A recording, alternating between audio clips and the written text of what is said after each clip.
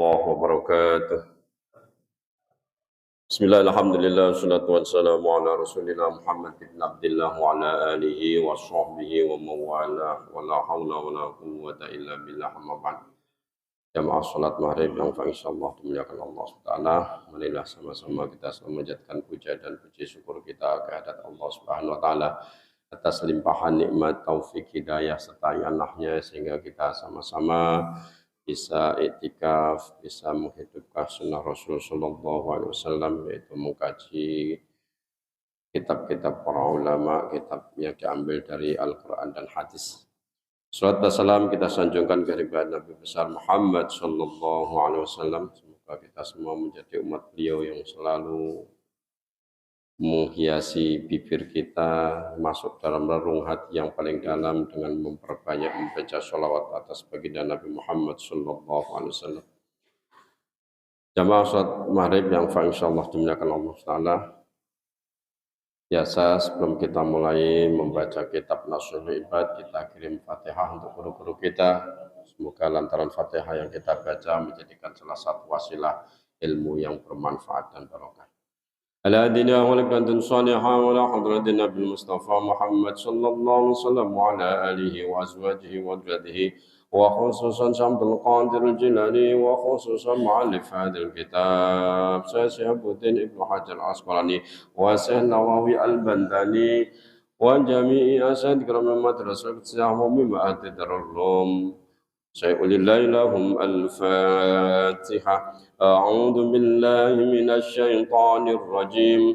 بسم الله الرحمن الرحيم. الحمد لله رب العالمين الرحمن الرحيم مالك يوم الدين إياك نعبد وإياك نستعين اهدنا الصراط المستقيم صراط الذين أنعمت عليهم غير المغضوب عليهم ولا الضالين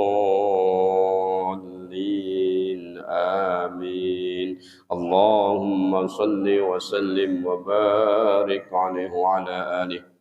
يا رب بالمصطفى بلغ مقاصدنا واغفر لنا ما مضى يا واسع الكرم يا رب.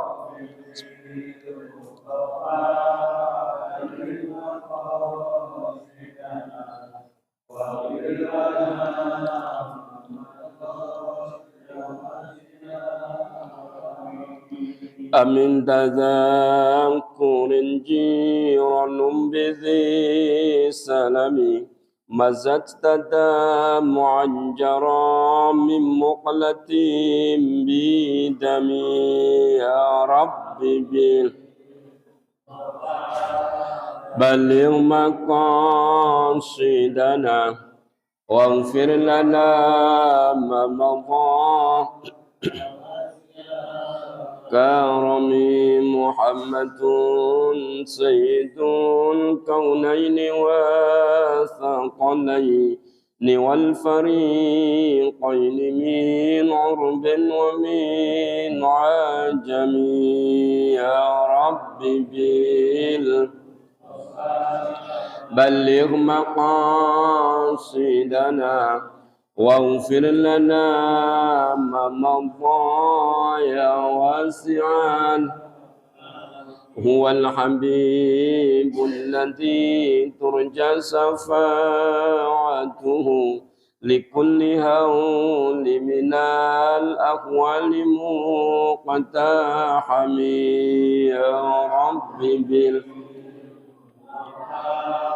بلغ مقاصدنا واغفر لنا ما مضى كرمي مولاي صل وسلم دائما أبدا على الحبيبك خير خلق كلهم يا رب بلغ مقاصدنا واغفر لنا ما مضى يا أرحم الراحمين يا أرحم الراحمين يا أرحم الراحمين فرج على المسلمين يا أرحم يا أرحم الراحمين يا أرحم الراحمين فرج على المسلمين اللهم صل وسلم وبارك عليه وعلى آله. قال المصنف رحمه الله تعالى ونفعنا به وبعلومه في دارين آمين يا رب العالمين. قال الله تعالى كانوا قليلا من الليل ما يهجعون. Al-ayah. Melanjutkan makalah yang kemarin bahwa orang yang bertaubat seyogianya atau orang yang ahli hikmah berkata orang yang punya akal yang ingin bertaubat seyogianya menjalankan 10 perkara yang terakhir dari bab ini. Kanu qala Allah Ta'ala, Allah berfirman, kanu ada siapa ibadur rahman, hamba-hambanya Allah yang maha pengasih, qalilan sedikit sekali, minal laili dari malam, ma yahja'un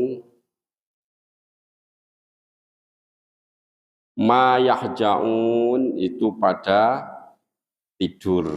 Kebanyakan di malam hari itu sedikit sekali mereka yang bangun, kebanyakan mereka itu yahja'un pada tidur. Aikanal muttaqunal muhsinuna fid dunya, yaitu orang-orang yang muttaqun, yang bertakwa kepada Allah Subhanahu wa taala, al-muhsinun yang baik, yang bagus-bagus, fit dunya di dalam dunia, bil qauli dengan ucapan, wal fi'li dan pekerjaan, yanamuna itu tidur semua, fi zamanin qalilin minal lail, fi zamanin dalam waktu qalilin yang sedikit minal laili dari tidur. Maksudnya ayat tadi yaitu orang-orang yang bertakwa, orang-orang yang bagus itu yaitu orang yang ketika malam mereka mensedikitkan tidur, banyak melek. Yanamuna fi zamanin qalilin, tidur tapi waktunya cuma sedikit, banyakkan melek, artinya qiyamul lail. Jadi kalau malam itu orang-orang yang bertakwa, orang-orang muhsinun, orang-orang sholihin itu kalau malam banyak melek. Kalau kita banyakkan tidur. Nah, kalau meleknya bukan buat untuk ibadah, tapi buat seneng-seneng. Ya frohun, buat seneng-seneng. Dengan apa? Ya mainan. Ada yang melek mancing, ada ya? Semalam suntuk kuat Pak kalau mancing. Malam. Terus mainan apa namanya? Nah, itu kuat itu. Sampai tung subuh juga kuat. Tapi kalau dibuat ibadah, niat untuk ibadah, panggilan sholat malam 1 jam aja dah kalau Ramadan itu nyari Lailatul Qadar itu enggak kuat. Kita baca surat panjang dikit aja dikomplain. Suratnya kepanjangan yang ikut. Kenapa? Ya mohon maaf, bukan karena sakit, kalau sakit maklum, bukan karena sakit, karena merasa kepanjangan. Tapi kalau buat mainan, wah nggak terasa Pak. Ngerti-ngerti, jam 2, tambah dah sedikit lagi. Ngerti-ngerti, jam 4. Gitu, itu bedanya gitu. Kenapa kok kalau buat seneng-seneng yafrahuna walaupun hukumnya itu makruh. Jadi gini, ini perlu saya terangkan ini. Sesuatu perbuatan mubah naik kelasnya atau turun kelasnya menjadi makruh. makruh turun kelasnya menjadi haram. Bisa nggak? Bisa. Mainan itu aslinya hukumnya kemarin dulu saya waktu di pesantren debat itu main remi, gaplek itu dulu diskusi namanya Baktul Masail. Keputusan waktu itu para kiai memutuskan bahwa mainan itu karena tidak berpikir itu lebih cenderung ke subhat, ke arah haram. Tapi ada yang memperbolehkan asal ada manfaatnya. Asal ada manfaatnya, ini manfaatnya ada enggak? Nah, kalau asal ada manfaatnya mungkin buat membantu biar enggak ngantuk jaga malam mungkin ya, itu namanya ada manfaatnya. Tapi bisa itu udah mulai subhat, bisa menjadi haram walaupun enggak pakai duit. Kalau sampai mainan itu melupakan Allah pure, contohnya mainan sampai jam 3:30, terus baru mulai tidur, akhirnya bangun jam 6:30, jam 7. Kira-kira apa yang terlewatkan? Sholat subuh. Itu mainannya jadi haram. Ya, ini hukum, ini perlu saya terangkan, komplit aja nggak apa-apa. Ini perlu saya terangkan, ini hukum masalahnya. Kalau sampai melupakan ibadah kepada Allah yang mahdhah, yang wajib, itu permainannya menjadi haram itu. Tapi kalau masih menjaga, apalagi membantu kita menjadi sholat malam, biar mainan entah sekalian sholat malam, tapi kayaknya jarang ya. Sekalian dah sebelum tidur entah sholat gitu ya, itu masih jatuhnya masih ke arah makruh itu. Itu waktu diskusi gitu. Pada intinya ada manfaatnya apa enggak? Kalau enggak ada manfaatnya, jatuhnya subhat. Tapi kalau ada manfaatnya, subhatnya naik kelas sedikit menjadi makruh. Tapi kalau mangdorotnya lebih besar, apalagi habis mainan berantem ledek-ledekan, wah itu haram-haram itu. Ledek-ledekan itu kan. Karena mohon maaf kalau mainan gitu biasanya mulutnya kurang terjaga Pak.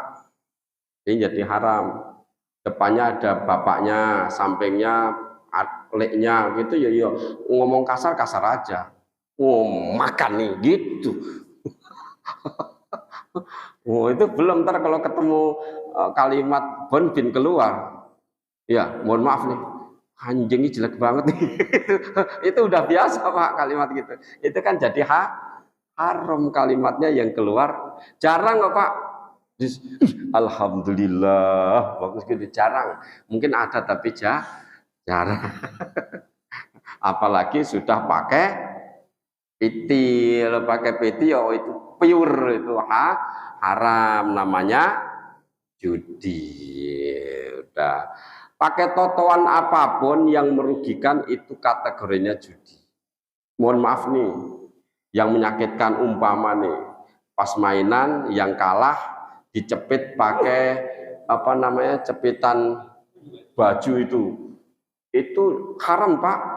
Kenapa menyakitkan? Itu kalau cuma sekali, kalau kalahnya 10 kali berturut-turut terempel sakit. Itu haram itu.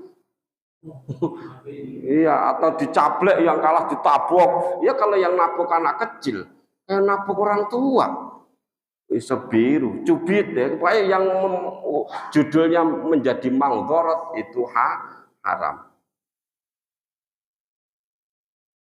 Wabil ashari hum yastaghfirun. Wabil ashari, dan di dalam waktu sahur, hum mereka, orang-orang yang tadi takarub ilallah, orang yang muttaqin, yang baik-baik, yastaghfiruna, mereka beristighfar. Istighfar Pak, bukan ngomel-ngomel malam-malam. Istighfar, astagfirullah alladzi la ilaha illa huwal hayyul qayyum wa atubu ilaihi. Macam-macam dah bentuk istighfarnya, atau pakai sayyidul istighfar yang apal boleh. Makanya minimal kelas-kelas kita, istighfar itu kalau bisa di atas 70, kalau bisa sampai 100. Karena Rasulullah yang nggak punya dosa aja, itu istighfarnya itu ada 2 riwayat. Ada yang riwayat pertama itu Rasulullah itu tidak kurang dari 70, ada yang riwayat yang kedua tidak kurang dari 100. Itu Rasulullah. Lah kita umatnya, maksud istighfar cuma 3 kali. Padahal kita ngakuin dosanya banyak. Wal maqalatu rabi'ata asyara, makalah yang ke-14. Qala Anas Ibnu Malik radhiyallahu an, qala telah berkata, siapa Anasun, sahabat Anas. Siapa si Anas itu? Khadimu Rasulillah sallallahu alaihi wasallam, yaitu pelayannya atau yang membantu di rumahnya baginda Nabi Muhammad sallallahu alaihi wasallam. La'ala shawab kalau nggak salah, Sayyidina Anas itu jadi pembantunya atau yang melayani Rasulullah itu selama 10 tahun kalau nggak salah tuh. Jadi Anas bin Malik itu tahu banget Rasulullah, tahu banget. Sayyidina Anas itu membantu Rasulullah selama 10 tahun, diomelin sekalipun belum pernah. Wah, itu Rasulullah. Sayyidina Anas itu nggak pernah diomeli Rasulullah. Itu saking baiknya Sayyidina Anas apa saking baiknya Rasulullah? Ya dua-duanya. Dua-duanya baik. Rasulullah nggak pernah marah.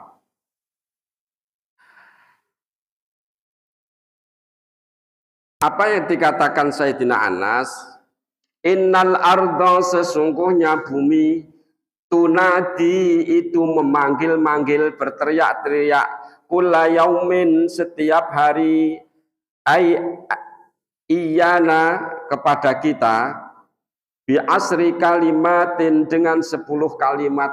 Bumi yang kita injek itu tiap hari teriak-teriak manggil-manggil kita 10 kalimat tiap hari itu manggil-manggil.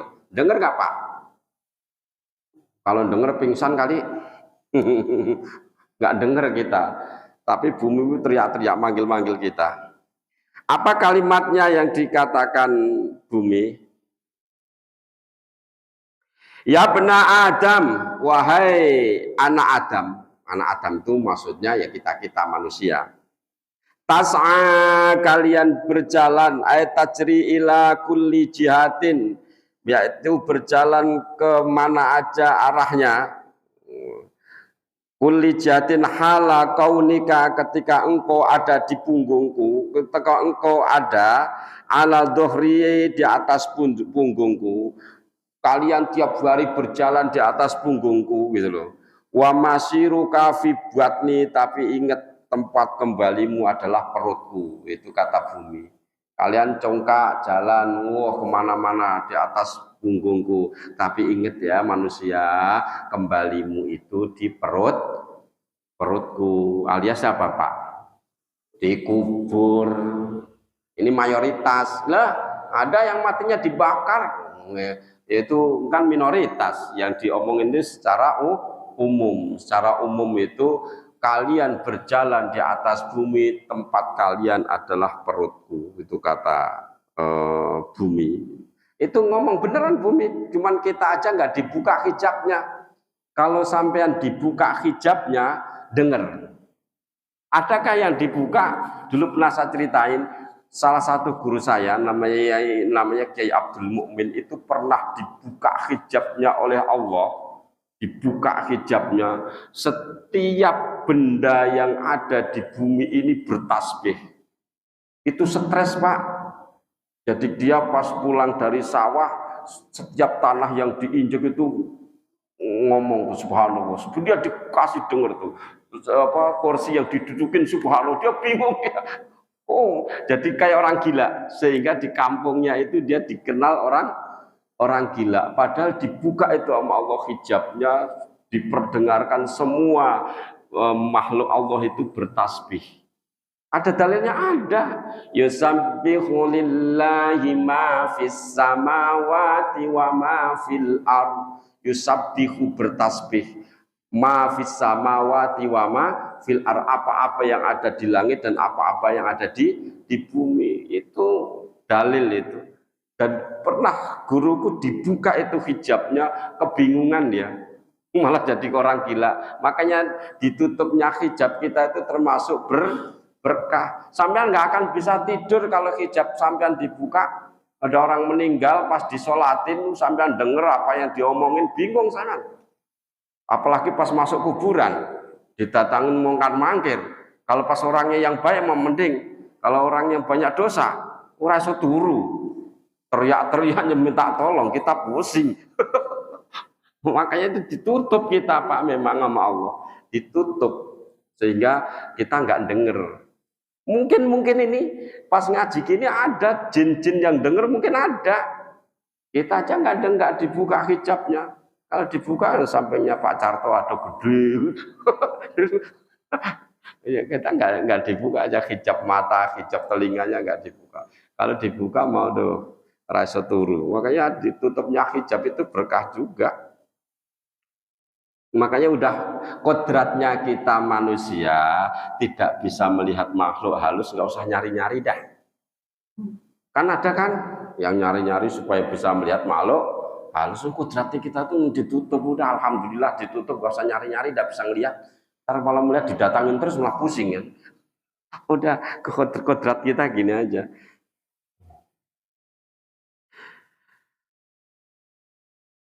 Ala dhari wa masiruka fi batni, kembalimu di perutku, ay marji'uka, yaitu tempat kembalimu, fi batni, di dalam perutku, wa ta'si, dan berbuat maksiat kalian, ala dhahri, atas punggungku, wa tu'adzabu hodan, dan akan disiksa kalian hodan besok, fi batni, di dalam perutku. Kalian di bumi ini maksiat sakarepmu tok-tokno, sing mabuk-mabuk ninggali sholat, berantem sama istri, berantem dah sakarepmu. Tapi ingat, besok maksiatmu itu bakal dibales di dalam perutku. Maksudnya apa? Ya ada namanya siksa kubur, itu belum masuk akhirat, itu baru pintu masuk akhirat kubur itu Pak. Jadi kubur itu belum akhirat, jangan salah ya. Alam kubur itu belum alam akhirat. Malah di kemarin, bab yang kemarin, alam kubur itu masih membadi sebagian dari alam dunia. Baru pintu masuk akhirat. Jadi kita masuk kuburan itu ujian itu. Sering saya terangkan tuh, Sayyidina Umar tuh Sayyidina Utsman tuh lewat kuburan nangis karena di situ tuh pintu untuk akhirat. Kalau di kubur itu dia mulus banget, lulus ujiannya, insya Allah di akhiratnya bagus. Tapi kalau di kuburannya itu dia sedih, banyak siksaan, temennya makhluk-makhluk yang menakutkan, ya besok di akhirat lebih dari itu. Watathaku dan tertawa kalian ala dhahri, atas punggungku. Kalian wah ketawa-tawa, seneng, maksudnya gitu loh. Seneng-seneng lacut gitu.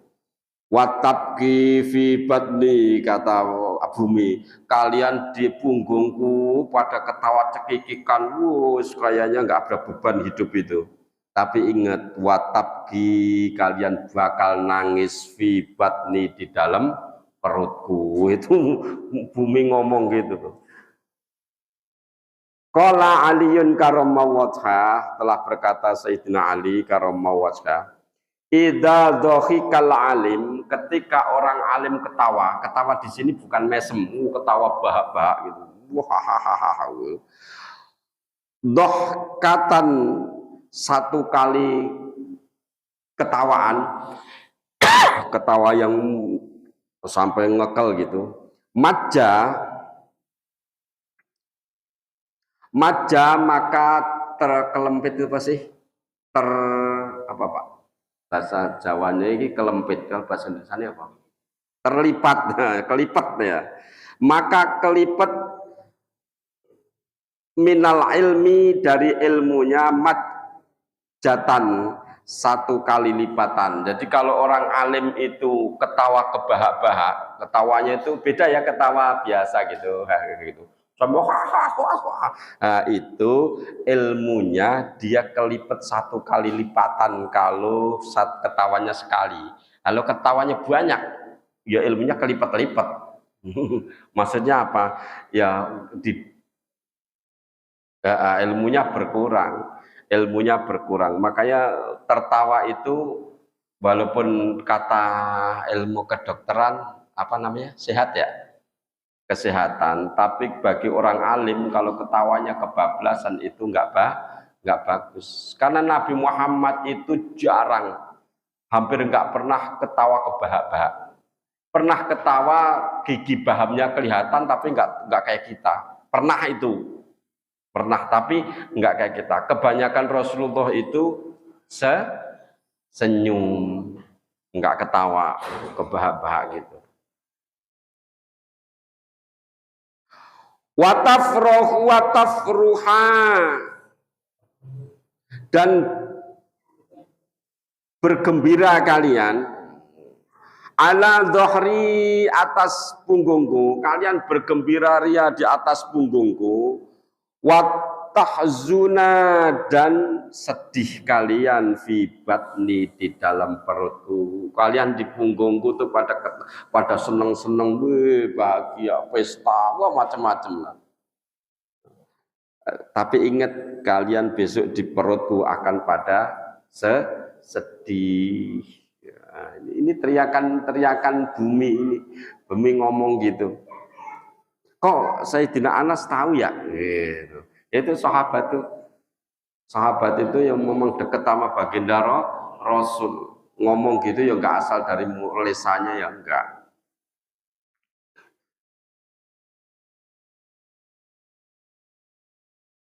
Wal farhu yusta'malu fi ma'anin. Gembira itu mengandung beberapa makna. Jadi bergembira itu ada beberapa makna. Yang pertama, ahaduha al-bataru alaihi. Yang pertama yaitu bungah-bungah lacut, bergembira tapi dalam tidak benar. Bungah-bungah lacut kalau bahasa Jawanya itu. Bergembira tapi gembiranya itu bukan gembira karena syukur nikmat, bukan. Kayak pesta pora, miras kayak gitu dinamakan bungah-bungah lacut. Alaihi qauluhu ta'ala, innallaha la yuhibbul farihin. Innallaha, sesungguhnya Allah, la yuhibbu, itu tidak senang, tidak cinta, al-farihina, kepada orang yang bungah-bungah lacut, yang gembira dalam kedurhakaan. Wow, gembira tapi umpama nih contohnya nih gembira lacut. Kita ama iri sama tetangga. Terus tetangga itu kecelakaan lah. Syukuri loh. Itu namanya salah satu dari bunga-bunga lacut, gembira tapi gembiranya nggak benar. Atau bergembira ria dengan pesta-pesta yang nggak benar juga. Ada pesta seks, ada pesta miras, macam-macam dah. Itu namanya batorul haq. Wasani ar-ridho alaihi. Ya, ini yang benar nih. Yang kedua, gembira karena mendapatkan ridho alaihi, atasnya. Alaihi wa alaihi qauluhu ta'ala. Wa alaihi qauluhu ta'ala, dasarnya yaitu firman Allah, kullu hizbim bima ladaihim farihun. Kullu hizbin, setiap golongan, bima, dengan apa-apa, ladaihim, yang ada di sisinya, farihuna, mereka bergembira. Nah, itu orang-orang yang dapat ridhonya Allah Subhanahu wa ta'ala. Awalnya gimana suratnya aku enggak hafal. Wasalis, yang ketiga, bergembira di sini as-sururu, yaitu bunga, ya gembira juga, maknanya sama dengan farihun. Wa alaihi qauluhu ta'ala, farihina bima atahumullahu min fadlih. farihina mereka bergembira bima dengan apa-apa ata yang telah memberikan kepada mereka siapa Allah min fadlihi dari karunia-Nya. Orang-orang yang diberi karunia oleh Allah Subhanahu wa taala mereka bergembira ya. Boleh enggak, Pak? Boleh. Kita dikasih karunia, ada mohon maaf nih, ini dalil nih, ada orang punya anak, udah nanti lama nggak dapat, tiba-tiba istrinya hamil, tapi hamil mas suaminya ya, oh gembira banget, terus mereka mengadakan syukuran, boleh nggak? Boleh, boleh. Syukuran dia manggil tetangga, baca Quran, baca dibak saking senengnya. Boleh, boleh. Dalilnya mana? Ini. Farihina bima atahumullahu min fadlih. Mereka bergembira dengan apa-apa yang Allah kasihkan kepada mereka min fadlihi dari karunia-Nya. Dikasih karunia bergembira, tapi bergembiranya yang lempeng, senengnya yang lempeng. Jangan gini terus ngundang penyanyi dangdut telanjang pakai baju seksi, nah, ini namanya sesat. Ini masuk yang golongan pertama tadi, innallaha la yuhibbul farihin. Nah, ini yang masuknya golongannya ke situ. Warabiu yang keempat, gembira yang keempat yaitu lazzatul qalbi binaili ma yustaha, yaitu lazat itu kenikmatan hati dengan mendapatkannya sesuatu yang diinginkan. Kita lagi kepingin nih, ya tadi contohnya yang anak tadi, lagi kepingin banget nunggu datangnya anak, tiba-tiba bener dapat. Atau Irwan, lagi nunggu kapan naik gaji, ganti presiden, gajinya naik, itu seneng banget. Nah, itu bima yanalu bima yustaha, diinginkan dapat. Wah, ini juga boleh. Yuqalu fariha bisa hatihi wa nikmatillahi alaihi wa bi musibati aduhi. Jadi boleh bergembira, ini namanya gembira karena mendapatkan sesuatu yang diinginkan. Yuqalu diucapkan fariha seneng, bisa jaatihi dengan keberaniannya, wa nikmatillahi dan nikmat Allah alaihi atasnya, wa bi musibati aduwihi dan atas celaka musuhnya. Jadi seneng banget ketika ini peperangan ini, keberaniannya meningkat, dapat nikmat Allah berupa kemenangan, terus musuh-musuhnya dikasih musibah kekalahan. Wah, ini contohnya ini. Seneng, boleh nggak? Seneng, boleh. Ini pas peperangan, lagi perang melawan KKB, digempur tiap hari TNI, ada yang mati satu-satu. Pas kemarin gempur yang meninggal 14, kepalanya mati. Wah, seneng banget. Boleh nggak? Boleh. Kita ikut gembira itu. Kenapa? Mau musuh negara bodoh amat dengan HAM. Wah, itu saya setuju itu. Nah, udah, masa kita ham melulu, kita dimatiin terus tiap hari. Kapan kita mau membalas orang-orang jahat? Watajma'u dan kalian mengumpulkan al-mala atas harta, watajma'u dan mengumpulkan kalian al-mala harta, ala dohri di atas punggungku, kalian ngumpulin duit, harta ditumpuk-tumpuk, tanah di mana-mana, rumah di mana-mana, di bank duitnya udah nggak muat. Watan damu, namun ingat kalian akan getun ala dzalika atas perbuatan kalian fi batni di dalam perutku. Kalian ngumpulin duit, ngumpulin harta, benda, mobil bukan punya satu, ada yang punya mobil itu banyak, numpuk kayak showroom. Itu anggota DPR ada nggak? Wah, itu besok tuh di akhirat itu, itu ditanyain tuh, Pak, dari mana kau dapatkan?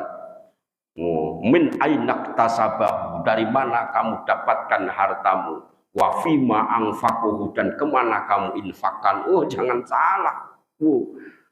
Tanya. Nggak akan dilepas itu pertanyaannya sampai habis itu.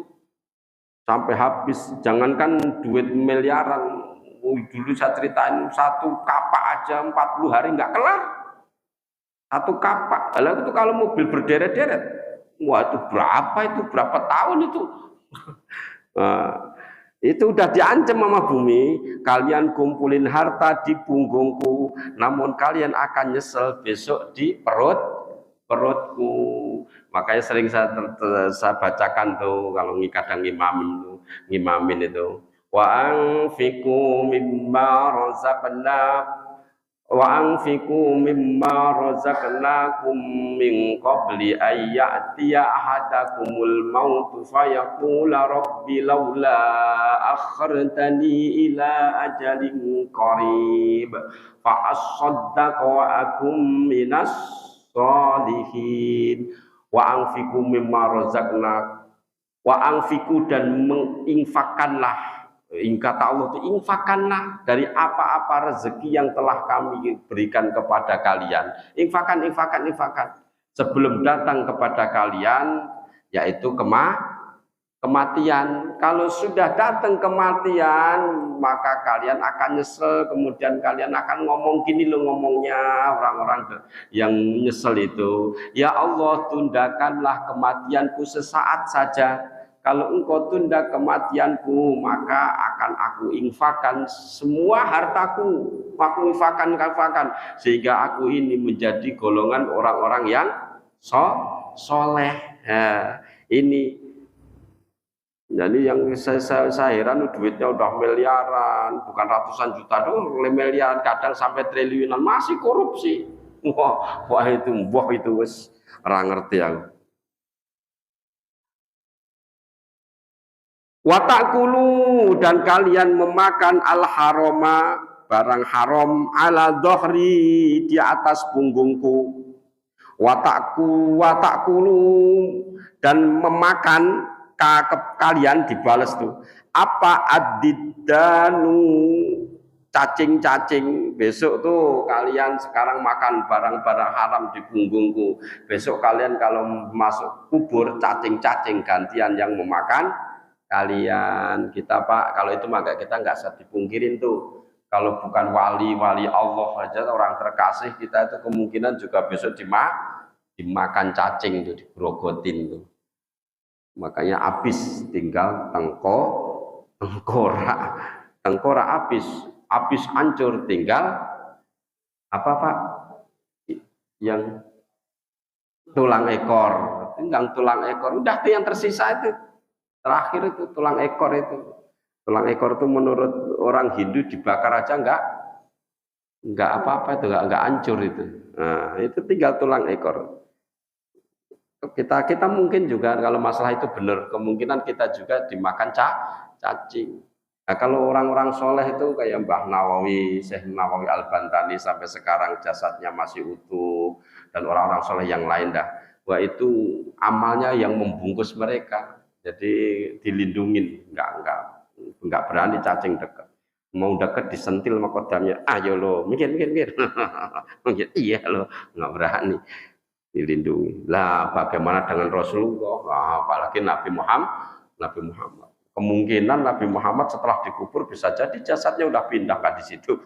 Bisa jadi langsung diangkat sejasad-jasadnya sama Allah. Enggak tahu. Karena Rasulullah itu ada sahabat yang usil. Ketika Rasulullah kalau nggak salah dari salah satu perang Khandaq apa perang apa ya? Perang Tabuk ini. Rasulullah tuh kepengen buang hajat. Itu kan ketika Rasulullah izin mau buang hajat langsung dibikinin bedeng. Ya jangan bayangin WC kayak kita Pak, kamar mandi itu di dalam keadaan perang. Jadi enggak di rumahan, enggak, dibikinin bedeng. Rasulullah buang hajat di situ. Ada yang sahabat yang usil. Jadi orang usil itu ada Pak dari zaman dulu. Ada. Penasaran. Kalau kita kan ngising buang hajat kan kelihatan ya. Telurnya kuning, ada yang hijau tergantung makannya kan. Rasulullah kayak apa ya? Ada yang penasaran. Itu ketika Rasulullah udah usai pergi dilihatin, nggak ada Pak. Nggak ada bekasnya sama sekali. Wah, itu Rasulullah nggak ada, Rasulullah bekas apa namanya buang hajatnya itu nggak ada. Ya nggak tahu kalau jadi keringet. Rasulullah cuman kepengen hajat, yang keluar cuman keringet. Kenapa keringet Rasulullah itu wangi? Nah, besok di surga itu apakah nggak ada orang buang hajat? Menurut para ulama, besok kalau kepengen buang hajat yang keluar keringet dan baunya wangi, ya kemungkinan Rasulullah itu gambaran dari surga. Buang hajatnya Rasulullah itu keluarnya keringet. Karena keringet Rasulullah itu lebih wangi daripada minyak misik. Jadi kalau nak Rasulullah itu nggak usah pakai minyak aja udah wangi. Sampean deket-deket umpama nih di apa namanya umpama sampean di zaman Rasulullah deket terus nempel di deket ketiaknya wangi. Kita deket ketiaknya Irwan mabuk. Pingsan. Rasulullah nggak wangi. Rasulullah itu luar biasa. Nah itu ada sahabat yang usil ada kepengin penasaran gitu, lihat apa sih bentuknya gitu, karena nggak pernah lihat gitu. Ini nggak ada. Itu keistimewaan baginda Rasul. Itu nggak bisa terus apa namanya disama-samain dengan orang, nggak bisa. Itu cuma khusus ya Nabi Muhammad Sallallahu Alaihi Wasallam. Kalau orang biasa nggak bisa Pak, kita mau makan jengkol ya keluarnya bau gitu kan. Tergantung kita mau makanannya apa. Tapi jelas mau makan apa aja kelas kita mesti bau dah. Udah intinya gitu. Nggak ada yang wangi. Satu doang Pak, yang kencing baunya mirip wangi, minum kopi luwak itu rada itu. Kalau yang lainnya itu baunya naudzubillah semua. Tapi kalau mau minum kopi luwak masih ada bau kopi luwaknya itu. Tuh. Berapa menit lagi? Hah? Habis. Ya sampai sini dulu. Nanti tadi ada apa namanya? Habis Isya itu ada ceramah di Grogol. Saya tuh udah undangan ceramah di Grogol. Saya kira habis Isya pas, ternyata jam 9.